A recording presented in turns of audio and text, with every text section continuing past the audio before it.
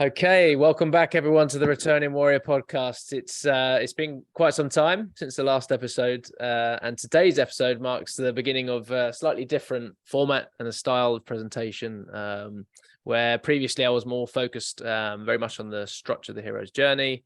In the past, the new series is going to be a little bit less rigid in its structure, but it will be covering topics that are very much still relevant to the human condition, its various struggles that we can all relate to.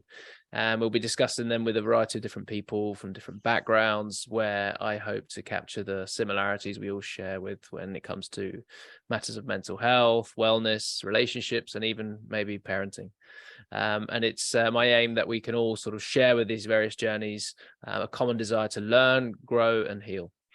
And so today, without further ado, I am joined by Kate Burgess. And Kate is a midwife who has worked for the NHS for a little over a decade now. For the past 2 years, she's been specialising as a mental health midwife, supporting women and their families through their childbearing journey. Kate has recently taken the leap from working for the NHS to academia, where she's now a lecturer at Bournemouth University. Working with mental health services has not been only encountered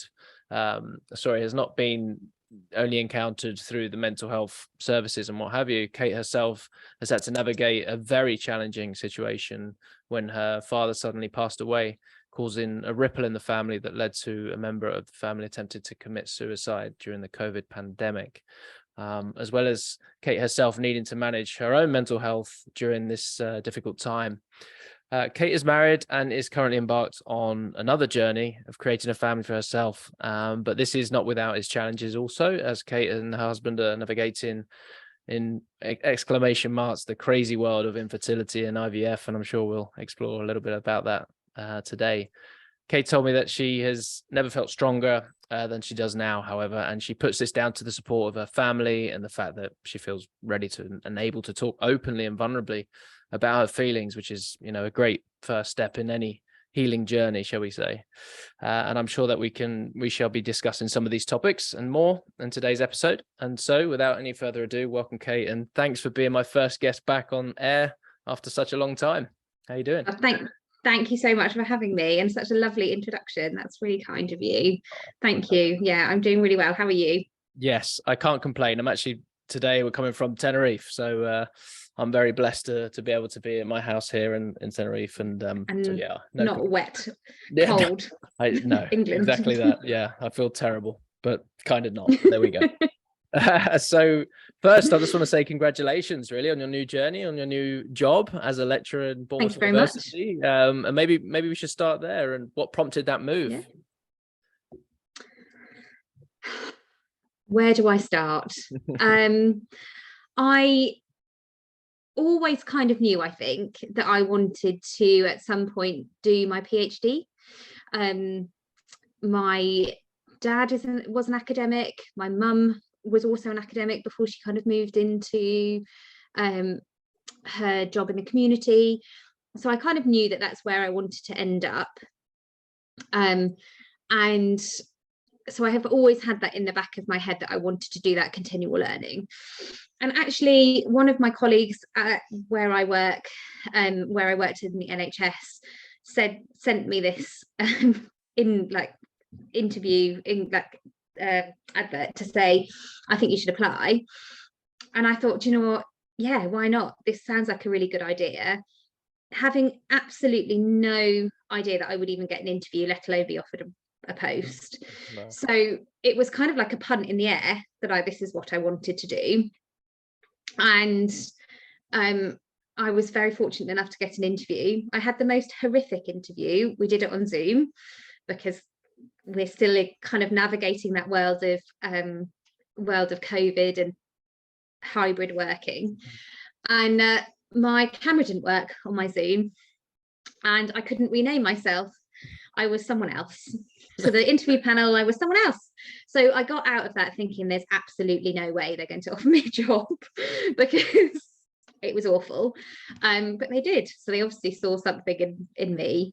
But I think it's a bit of a double-edged sword, if I'm perfectly honest, because I was really sad to leave the NHS. I lots of people ask me, oh, so when did you decide you wanted to be a midwife? And I don't think I really ever had that light bulb moment to go, oh, I'm going to be a midwife, this is my job. It's always kind of been there. I've always been really fascinated about childbirth and how women can birth babies and grow them. So really incredible. And so leaving I found really difficult. Especially at the moment where we are going through an unprecedented difficulty in the whole of the NHS, not just maternity care, but the whole of the NHS. So to actually make that decision to leave, and probably the reason I did that is because of my own mental health and I needed to keep myself well, was really difficult. But it's definitely something that I'm ready for. I'm ready to do something different, I think, and do something new. And I just hope that I can let the students have an insight into what I do and give them some passion that I have for the fact that, this is an amazing thing that we can do as women, to have babies. So, yeah, I think it came about out of the blue. I didn't really tell anyone that I was applying for it until I was ready to do it. And I had like 2 days and I was like, I'm going to ahhing about it for a month, about a month, thinking, oh, do I do this? Do I not? And then had to apply and write the application in like a day. So it was obviously just meant to be, which is really amazing. I mean, it sounds also that your students are going to benefit from the fact that you left the NHS with a good feeling, with like still being part of the NHS, proud of that position and loving the NHS. That can only paint that in a wonderfully inspiring and good light for the students, which sounds like it's wonderful. You mentioned obviously one of the factors, I guess, that you considered was the toll it was having on your mental health working within the NHS, and that's something that I've heard multiple times from various different sources. The constraint that is upon the NHS as a service is undeniably worrying, because it is one of our crown jewels, isn't it? It's the fact that we can say we have that. America is very envious of that system, and for example, so it must be heart-wrenching. I wanted to, I guess it's a little bit of a side tangent talking about the NHS here, but I've always viewed the NHS as something that's National Health Service, and we'll come on to sort of definitions of what health is in a minute, but for me, I've always considered the NHS something that is there for when I break, when I break an arm, when I'm, I don't know, I get a bad cut or something, and I can, put that together basically, rather than something that is, as a consequence of my lifestyle, I've ended up needing the help of NHS. So for me, I guess this is a little bit conservative in my political sort of expression here, but I mean, people need to take responsibility for what they can, as much as they can, and sort of lessen the burden on the NHS. Is I guess I'm sort of stepping around it a little bit, but I mean, that's my impression. Does that resonate? I think it's a really interesting topic. The NHS is absolutely amazing. When you go into A&E and you are having an anaphylactic reaction and you're dying, or you've had a catastrophic car accident and you are dying, the NHS will scoop you up and look after you from the point that someone arrives at your house or on the road to the point where you are kind of discharged from ongoing care. What the problem I find is that our population has changed, and so they've become more complex.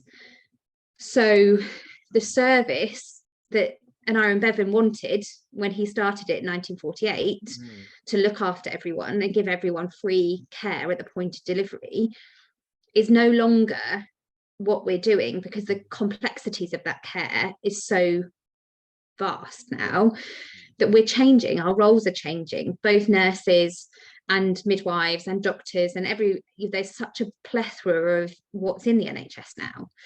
So I think there is a bit about we need to look after ourselves, absolutely. I think, and this is something that it's really difficult, and I could talk about how we could improve the NHS until the cows come home. But something that I think we need to look at is how we fund that, and try and stop making it a profit driven organization to say, you get this much for this person, what are you going to give them? Right. Because we can't do that. It's incentivized. It's basically you're incentivizing it and skewing the incentives, and therefore the whole mechanism within that system changes, doesn't it? Absolutely. Yeah. And I think you also have this postcode lottery of cancer care, of mental health services, of this toing and froing. You know, I sit where I sit in the trust that I used to work in. We used to sit right on the edge of two different services. So one service would say, oh no, she's not mine because her GP is here, or this person's not mine because they live in this address. We should be able to cross boundary work so that we don't have that, and that we are able to support people as they need it, as necessary. And I think we need to remodel it. It's not working in the current way. And you can see that from both the really two massive damning maternity reports that have come out that show that we need to make a change, but also the fact that we are not the only service that's struggling. Nurses are striking and struggling. You've got paramedics doing exactly the same thing, because they feel and see that the standards of care for their patients are no longer what they deem as safe. So it's such a huge beast. Yeah, it is a beast. You're right, and I'm sure we won't get anywhere near addressing the complexity. No, but it does, coming back to the topics that we're discussing here, affect the mental health of those who are trying to do their damnedest to present a decent service, and to do what I would suspect most people who join that line of work are passionate in the beginning, and their intentions are wonderful, and the machine grinds them down over time, and it's no fault of their own.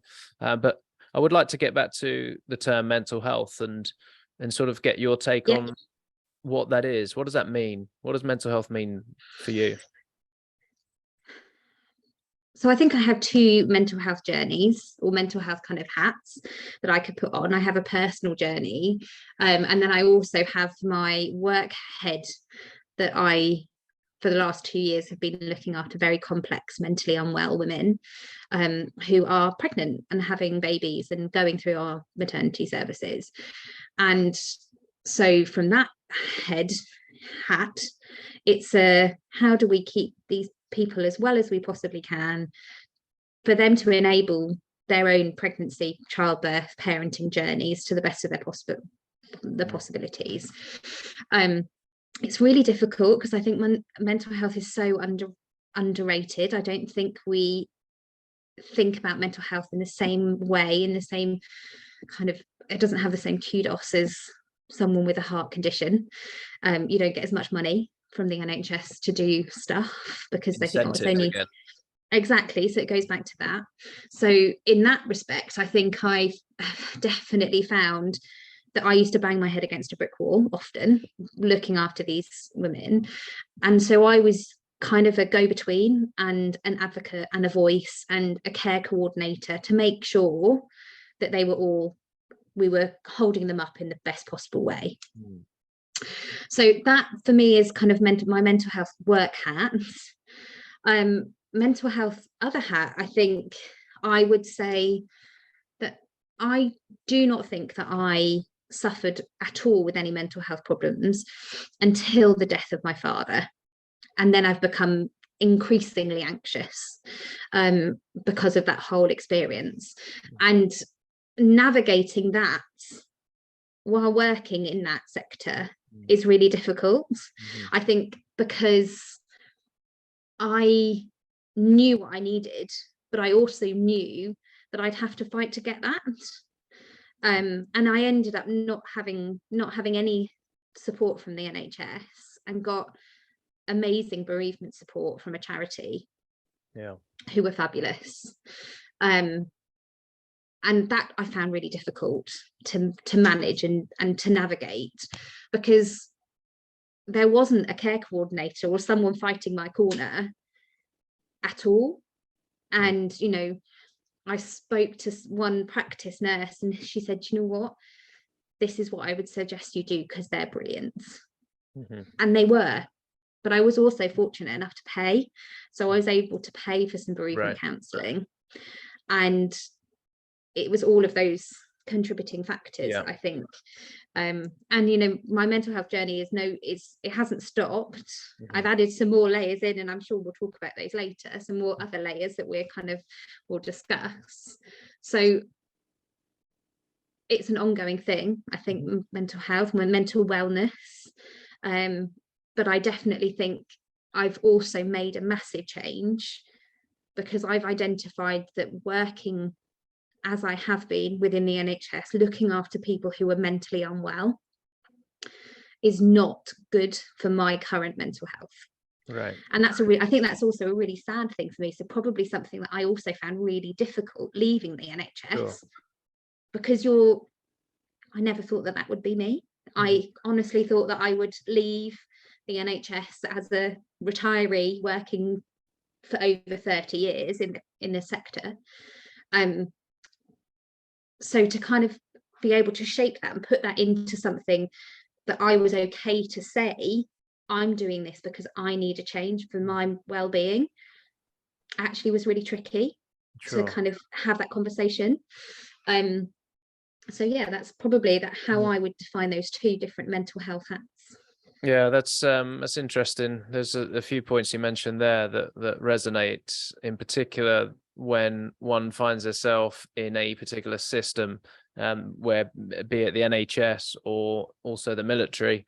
From my experience, those systems are fundamentally, guided by their certain operations, incentives, and reasons for being, if you like, that sometimes they are just inadequate and incapable of doing some of the nuances that sort of are a fallout of that particular machine. The military, for example, I've always been very acutely aware that it's of what its main role is, defense and making sure that their people can operate, but when the wheels fall off, they're very inadequate. And quite honestly, that's where I feel the private sector and the charity sector sort of picks up the slack, and this is what we see.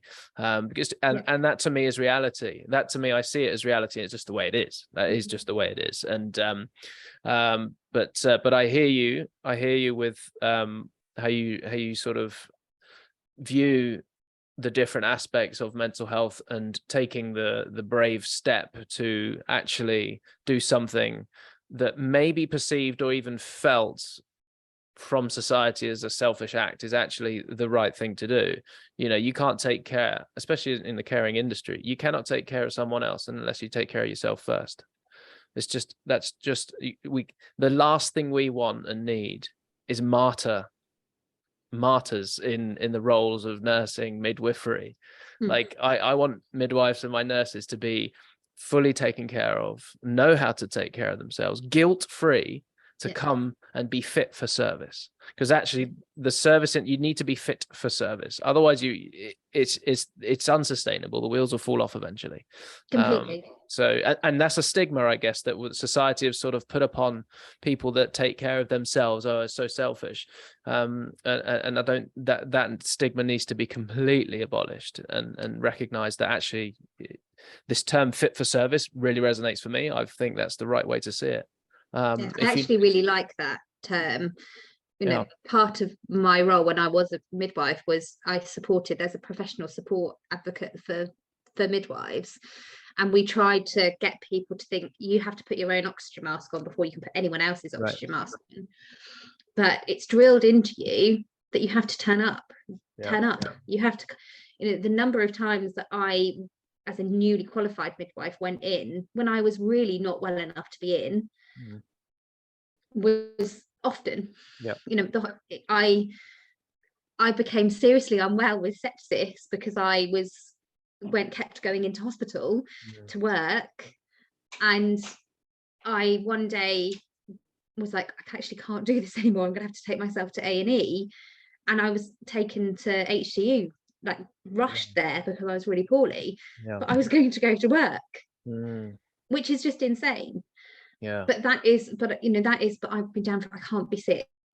because it will go onto my sickness that will be looked at. I can't be ill. And actually then I was off for 5 months because I was so poorly. Yeah. But that we have that in there. So the fit, I really like that term. Yeah. And it is something that we need to be better at supporting. We're meant to support each other. Absolutely. Because we're supporting people who are coming in, and we're really bad at it. We're really, really bad at looking after each other. It's basically a system that just basically milks their people for as much as they can for the minimum amount of, you know, salary or time or whatever. And, you know, operational tour, what's the word? The sort of rate at which they deploy on operations in the military. You know, that's something that's always looked at. And how often do you want them out there in operations, and really are they at risk to themselves and others, you know? And your story, like I said, from just what I've heard, you know, it's not an uncommon thing. They go and they go and they go, and the wheels fall off, and it's no surprise the body just shuts down and goes, nah, enough. You know, autoimmune problems, you know, a raft of problems comes from this, and mental health is just really like the pinnacle of the expression of that particular struggle. Okay, let's change tack a little bit on this one. Question 3: are we as humans getting better at childbirth or worse? Oh my God. I thought you'd start off with the easy one, Adam. That's a really difficult question. I think look at childbirth and when is appropriate for, or when it's perceived as appropriate for us as women to have babies. Biologically? Both biologically and societally, and all of those things is different. Because they're almost exclusive. Then biologically, compared to like what the society says you can do, they can be quite disparate. There's a difference, right? Yeah, massively. You know, our body as women is designed to have babies when you're 18, 17, 18, 19. That's the your peak. Body is absolutely designed to have children, right? Because you're fit and you're healthy, and you're probably the most well that you will be, right, physically. But are you emotionally ready to care for another human being? Sure. Some people absolutely, and they do it amazingly, and they have their children and they go to university and they get their first degree and they continue and everything is great. And then some people struggle because actually you're quite naive in that emotionally you might have been living at home. You might never have had to work out how to make sure that you have enough money to pay for the electricity, to eat, to do all of those things, as well as care for another human.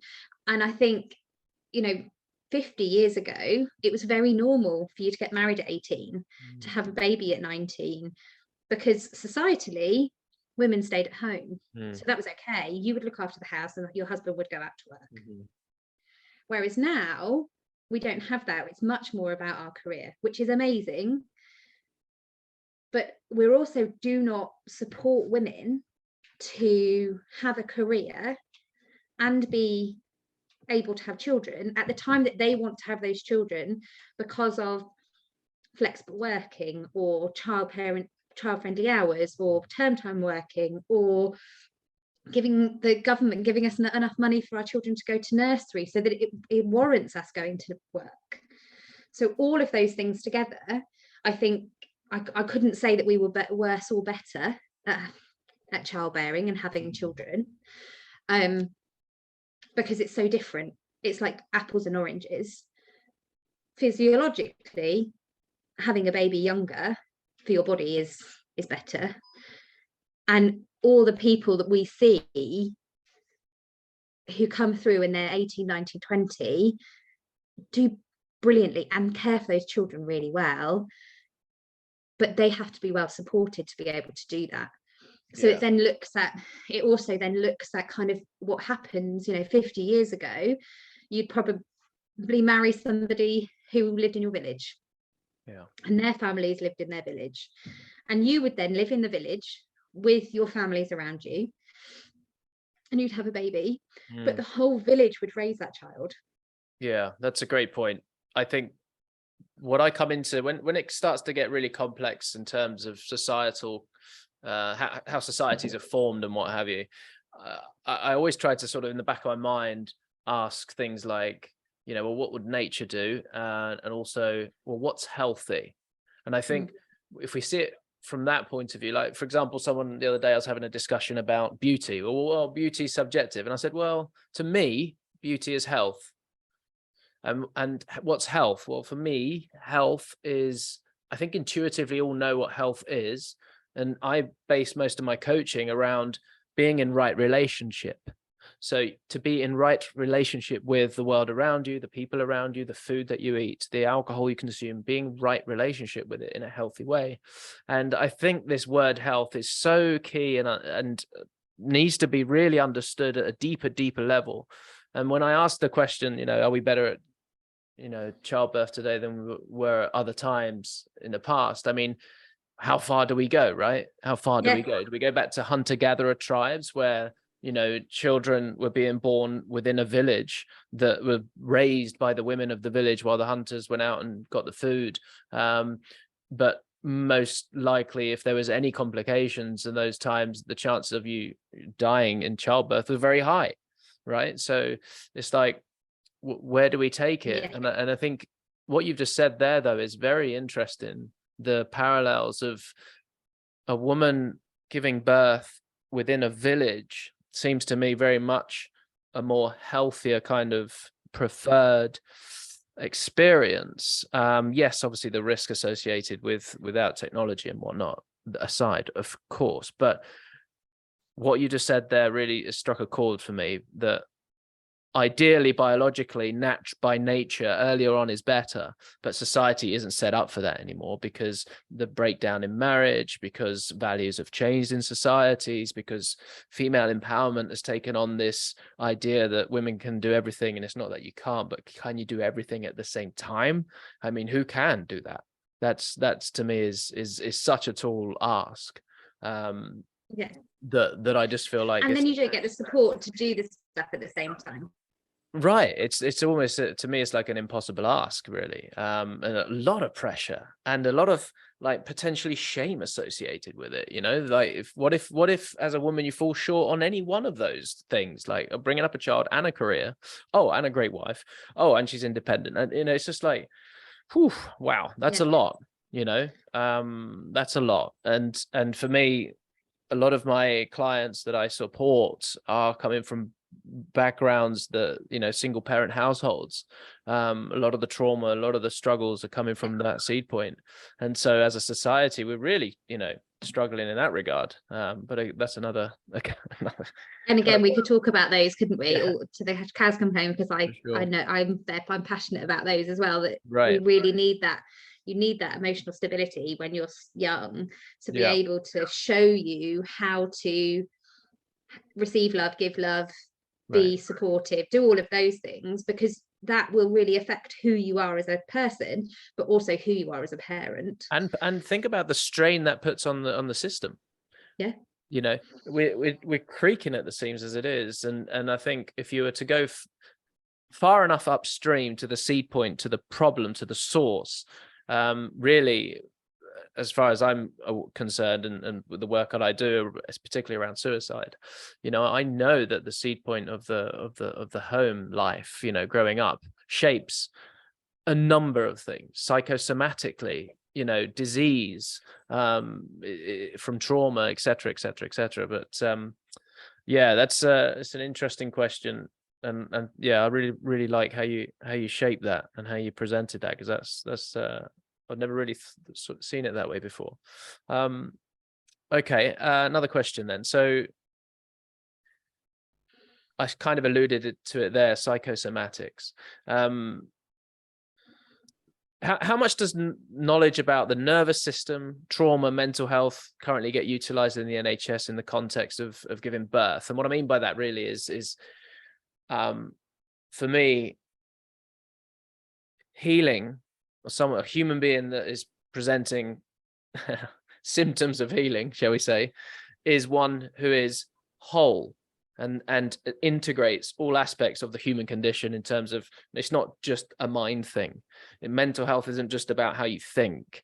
It's about your body. It's about your nervous system. It's about how you regulate your nervous system and whether your nervous system is in a fight, flight, freeze response, for example.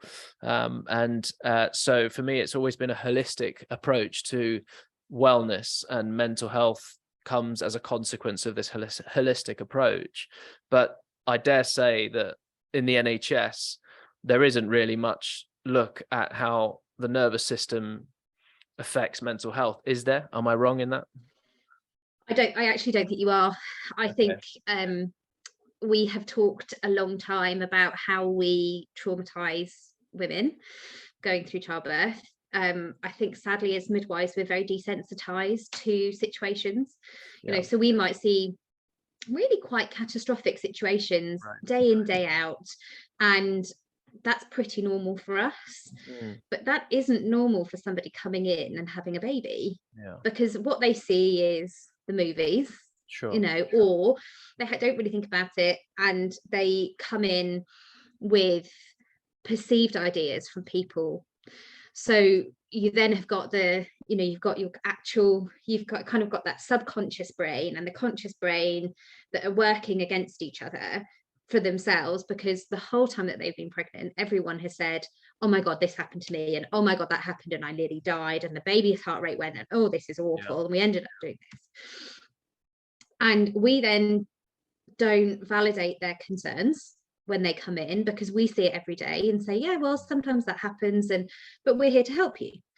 And you know, it's the safest that it's been to have a baby at the moment, and you know, we're not hearing what they're saying, because what they're saying is, this is really scary, and I'm really scared by this, and I want you to help me have coping strategies for when I'm in that. So when I've been really fortunate enough to do some work and have some teaching from a few amazing clinical psychiatrists who specialize in perinatal mental health. And they have tried to introduce, and they are across the board through us as mental health midwives, trauma-informed care. Amazing. Well, that's because that's absolutely what we need to do.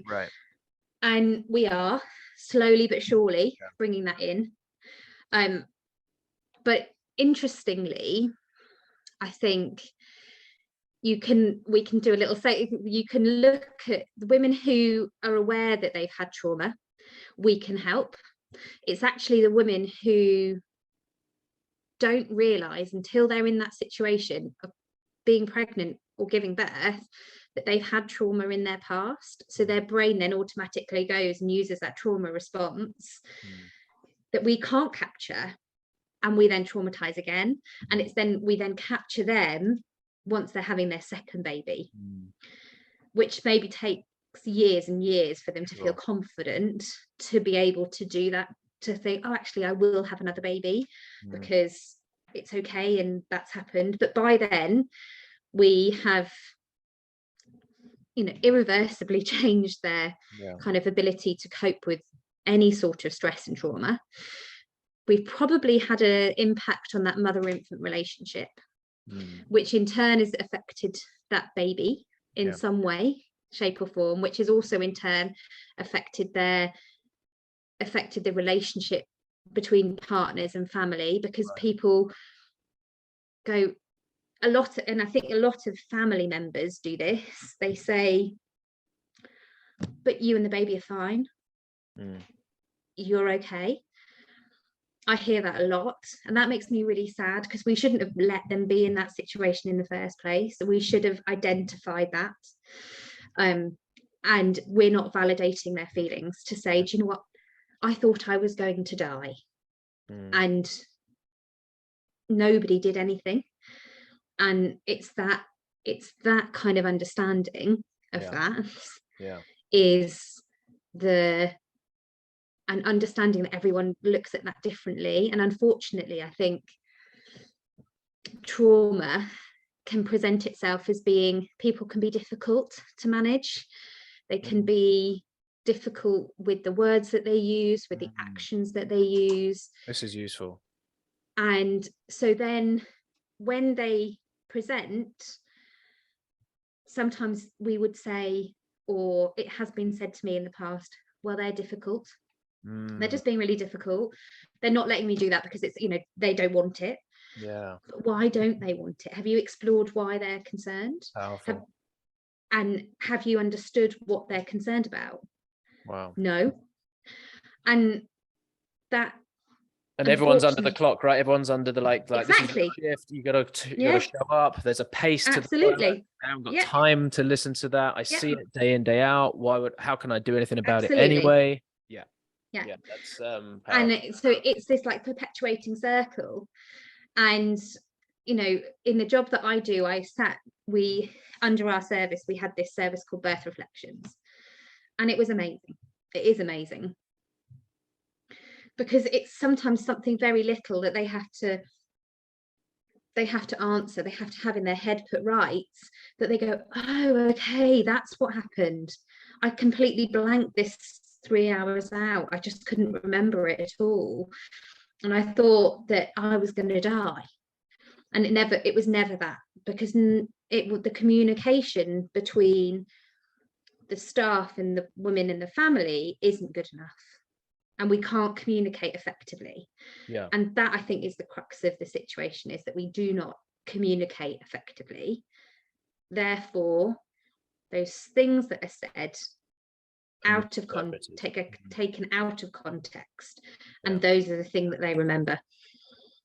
I mean, it's so much to unpack there. I mean, this could even be another time for another episode, but super useful what you're saying there. And how I relate to that is with my work. I've studied polyvagal theory, and that is the vagal nerve that is it's been around for millions of years. It originated in reptiles, and when the animal perceives threat, then the reptile would go into an immobilized state, and that would what we now call the freeze response. And then you have the fight flight response that is slightly younger, but that was invertebrates, so it was enable them to escape from threat or attack the threat.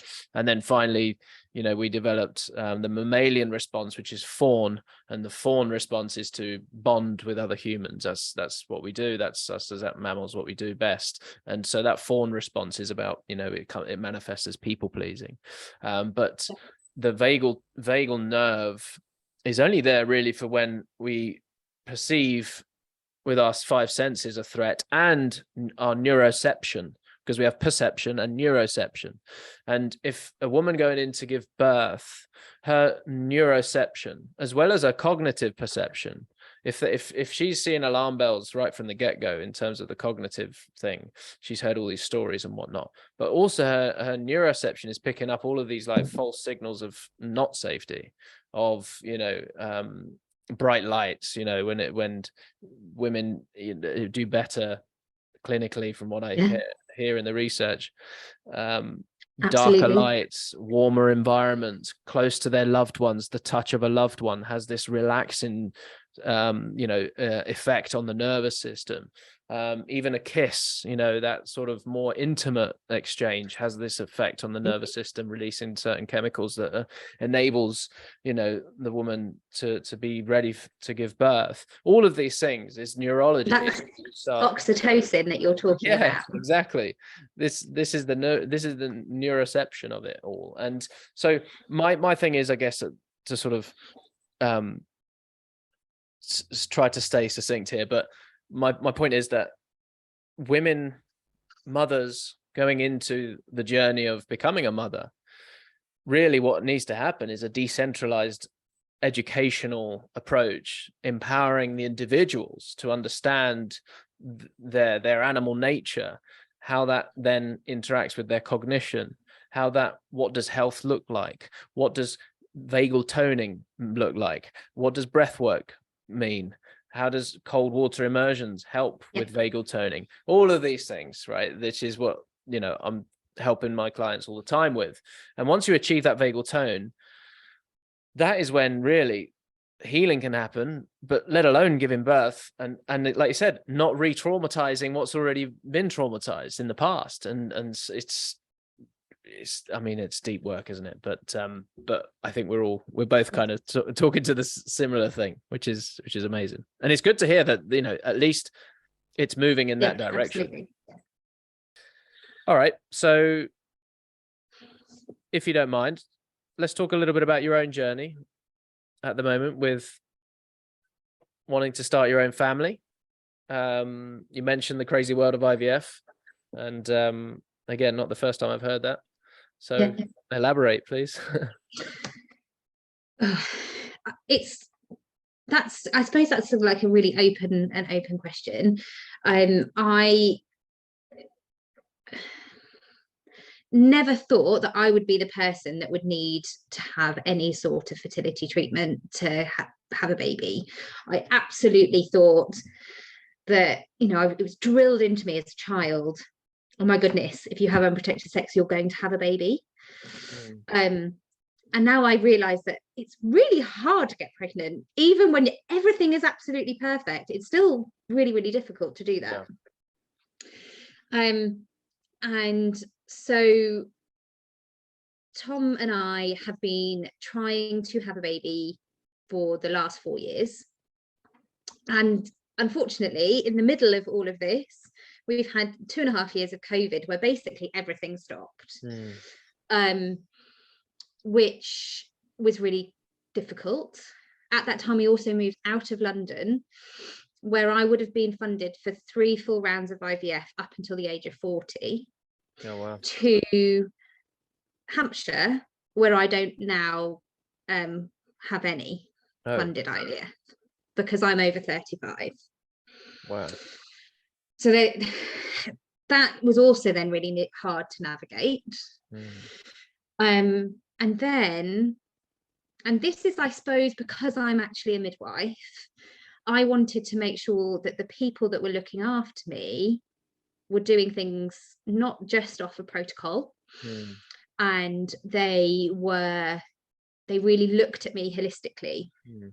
So the first 2 years we said, oh, you've got unexplained IVF, unexplained infertility, there's nothing wrong with either of you, you just this is what needs to happen, you should be able to get pregnant. And I always knew at the bottom of my heart that I don't think that was the case. I really didn't think that was true. And we looked around, and then I stumbled across something.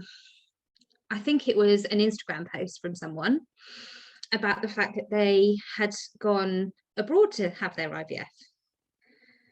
And I was like, oh my God, that just absolutely blows my mind. How do you know that it's safe? All of those realms of possibilities. But we met with a few clinics, none of them that I liked, all on Zoom, and I was like, I don't like any of you. You're not listening to me. I don't like it. And I kind of got to the point where I was like, I think we'll just try and find someone in the UK. But I still didn't like really anyone that was local in the UK. And then again, I think someone from Instagram popped up and said that there's this guy in Greece, his name is George, and he's amazing. He's so kind and lovely, and he listens to you, and he made me feel safe. And he absolutely employs in trauma-informed care, because I feel very traumatized by the whole of my infertility journey. I have a love-hate relationship with my body, because physiologically I should be able to have a baby. Why can't I? I then also have that I'm caring for women who go, Kate, I don't want my baby. That I find really, really hard to manage. I bet. You're so lucky you can get pregnant and you can keep your baby. And I understand that that's their mental health, but I think it's difficult for me to disassociate the two from each other, because there's a bit of me that goes, well, that's really selfish of you because you're pregnant, so just be okay. And so we then had to navigate this, and I've been very, very private about our IVF, and that's something that I had wanted, because I felt like my body had failed us having a baby. So I didn't want anyone else to know that my body was failed me. the people that I did tell went, oh, it's okay, well, you could just adopt a baby. Mm. It doesn't work like that. No, of course not. And that's not a helpful comment, because No. that's not what I'm, that's not my problem. Physiologically, I should be able to do this. I'm a woman. That's what I should be able to. Yeah. So I think I've been very quiet about it, and actually probably too much, to the point where I've not told anyone anything, which then has meant that my relationship with Tom has actually been quite rocky, because he wants to tell people, because I think he understands the importance of getting other people involved. And I'm like, no, I don't want anyone to know. So the beginning of this year, in March, we went and did our first round of IVF. I told no one at work. I just took some annual leave and decided to go to Greece for 2 weeks, and was super impressed with the whole process. It didn't work, and it felt like my heart had been wrenched out of my body, because I was like, oh God, everything was meant to be right. Everything we did was right. They were perfect embryos. Everything we did was okay, and it still didn't work. So then I hate my body again, because even everything that we've done is there. Like, what else can I do? At this point, I've then got friends who have just said to me that they're pregnant, and can I look after them through IVF? I've got other work colleagues who are pregnant through IVF, and it's just constantly happening in my face. So at this point, I'm still not telling anyone anything, really, because I'm like, no, I just manage these two things together. And I absolutely think that's the worst thing I ever did, because I wasn't able to be honest to either bits of me. Right. I wasn't able to kind of say, oh God, that's really rubbish. But actually, we have to remember that this is science, and we're just working things out, and we still don't know quite what's happened. Your body has done amazing things up to now. It reacted to the drugs as it should do. You coped with all of that stuff. You've got embryos. You were able to do this. We can do it again. But because we paid for it, I'm also like, oh my God, with this more money, because my body has failed, we're going to have to spend more money on this, which is really difficult, because I'm kind of putting it in that in my brain in that way. So I'm essentially traumatizing myself with the way I'm focusing it in my brain and kind of unpacking it and putting it into that section.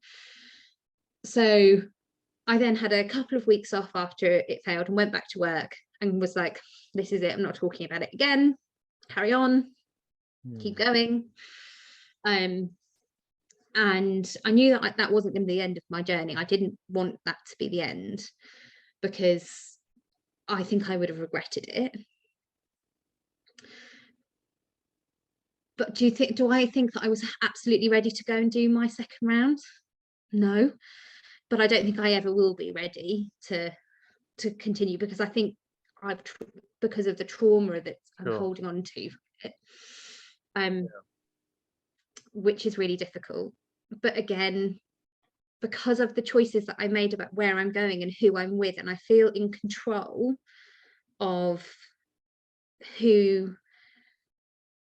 what's happening, and he listens to me. I read a load of papers about stuff. I'm very good, and I don't look at look at the places that aren't going to give me good information, but I look at lots of research, and he's very patient, and he goes, Kate, that's not you. Don't think about that. That's not going to help you. This will help you. Read this. That might help you. Read that.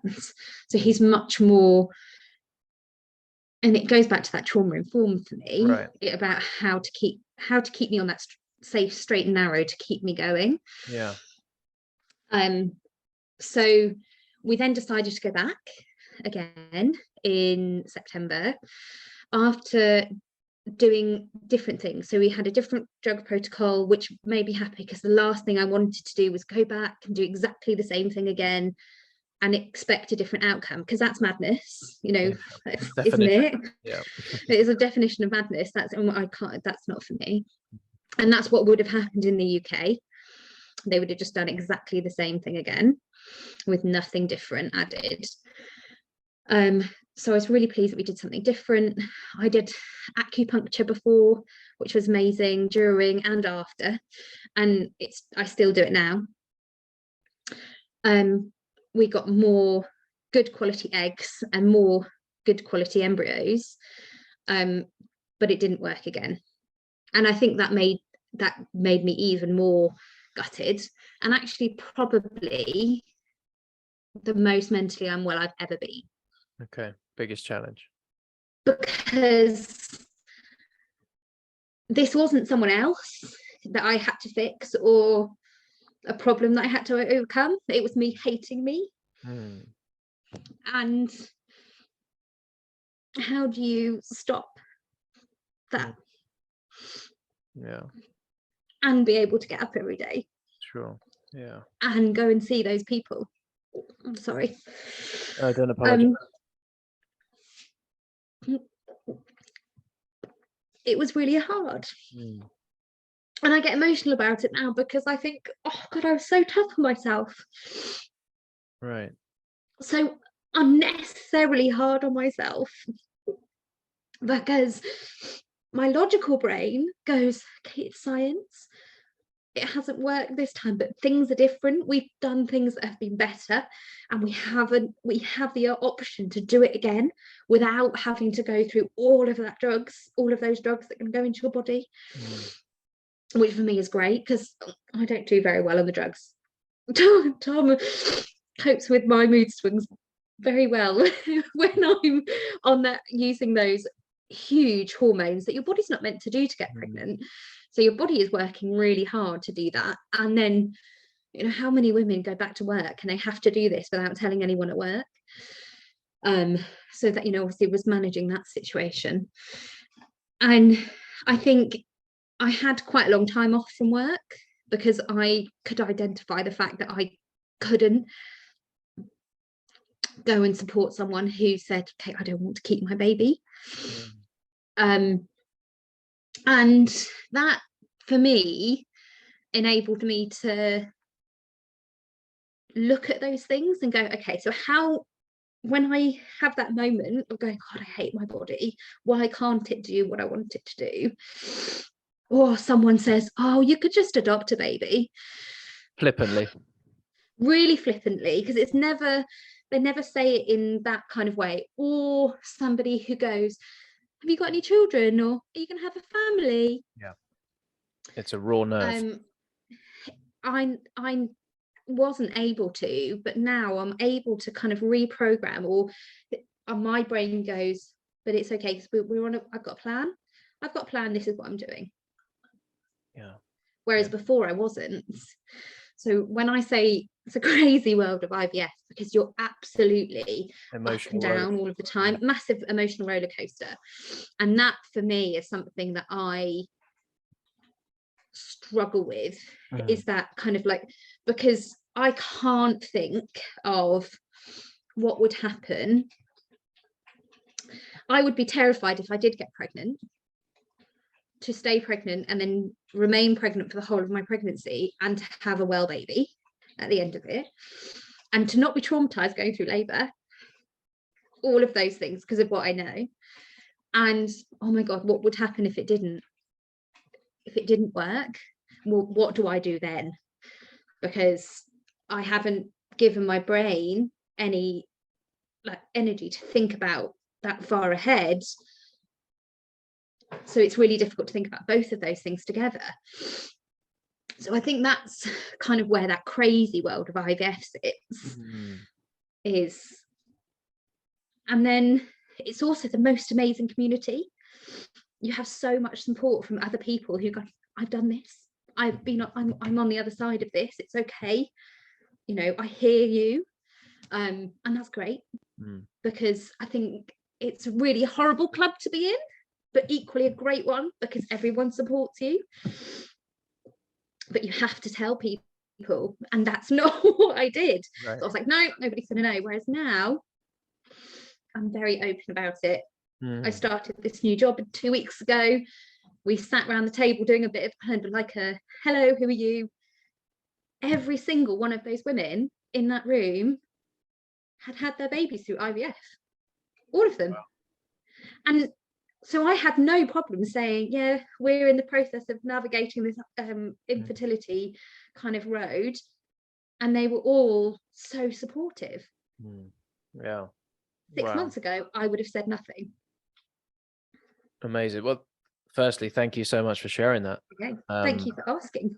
Yeah, it's I hope this reaches those that need to hear it, really, and to understand it more, and to spread awareness, and for the collective and society as a whole to sort of, become more attuned to it, to such a challenging journey. And really what stood out to me when you were sharing there was this idea of, again, one of the symptoms of healing is one can walk about the earth in their most authentic self, or close to it.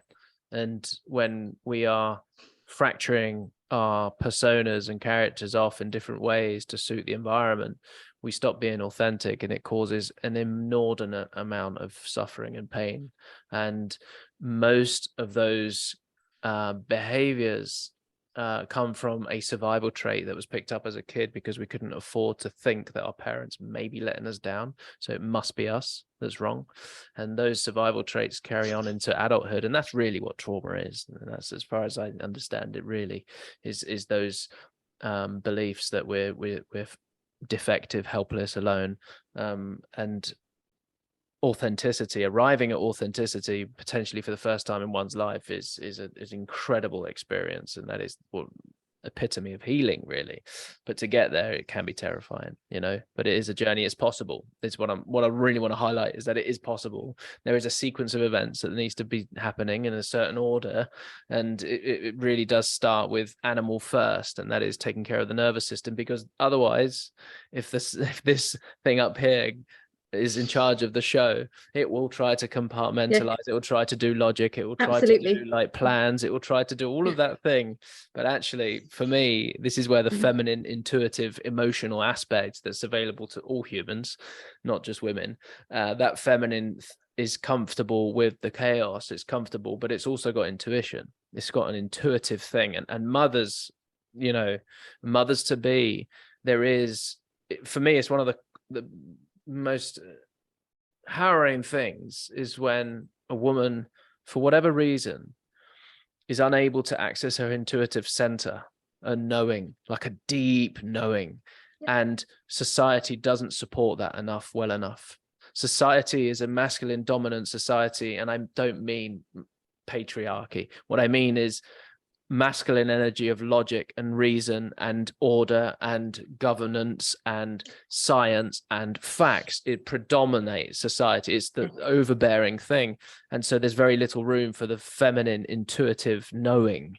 And to me, that's should be front and center. And when it comes to childbirth, I can only imagine how painful it is when a woman loses trust with that intuitive side, and they're being told, oh no, we see this every day, no, don't worry about it. And you're like, something feels off. Like, to be able to empower that, I think would be a great service for women and society as a whole, really. But yeah, fascinating. And the journey continues, right? I mean, that's where you're at. And yeah, amazing. And I trust and so hopeful for that journey for you guys. Thank you. Yeah, it's beautiful. Okay, I think that might be a good place to wrap it up. And I could talk for a lot longer. I've really enjoyed our conversation. It's been, thank you. So could I. Yeah, amazing. All right, Kate. Well, thanks again. Have a great evening, and I'm sure we'll speak soon. Yeah, we will. Awesome. Take care, Adam. Awesome. Take care. Bye-bye. All right. Bye.